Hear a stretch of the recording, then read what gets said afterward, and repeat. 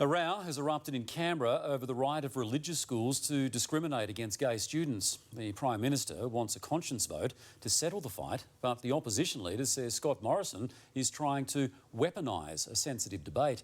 Here's political editor Chris Uhlmann. So this is Christmas. Protesters occupied a parliamentary foyer decorated for a season that recalls the birth of Christ, as the major parties wrestled with their own clash between the secular and religious worlds. The removal of discrimination and the upholding of religious freedom. An obscure exemption in the Sex Discrimination Act allows religious schools to exclude gay and lesbian students, something both parties agree should end. There should be no discrimination against children. Everyone in the opposition wants to remove the right to discriminate against kids.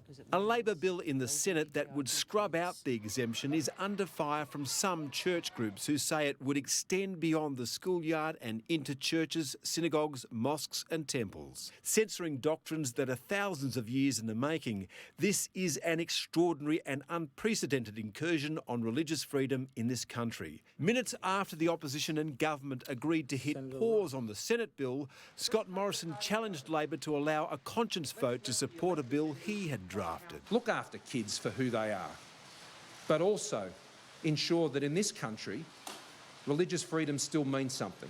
Labor says the Prime Minister's bill wouldn't protect gay and transgender students. This is simple. Do we support discrimination against children or do we not? But balancing competing rights can be harder than it seems, and both sides should be keen to avoid a return to the dark days when religion was a political battleground. The Prime Minister has sought to weaponise this dispute. Let's hope for a Christmas truce. Chris Uhlmann, 9 News. The Federal Coalition and Labor have failed to agree on laws stopping religious schools from expelling gay students while still protecting religious freedoms. But it's the government's new energy policy that drew protesters to Parliament.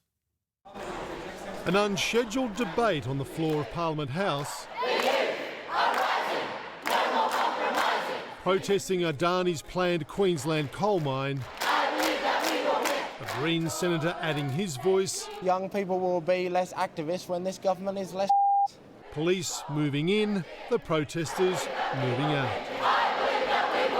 As the Prime Minister, Religions can be religious. presented his own bill calling for a conscience vote to break the impasse on proposed laws to protect gay students from discrimination, while also protecting religious freedoms.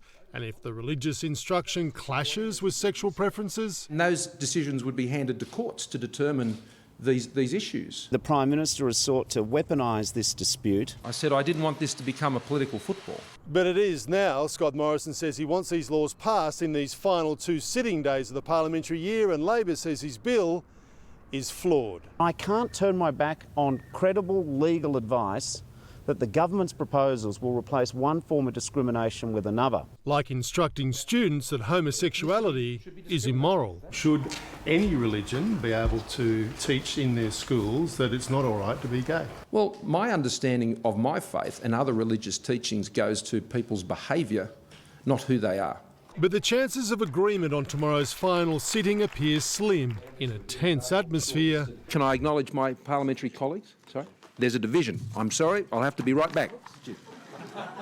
We've got to go to this division, guys. Where divisions rule. No, we don't have time. Mark Riley, 7 News.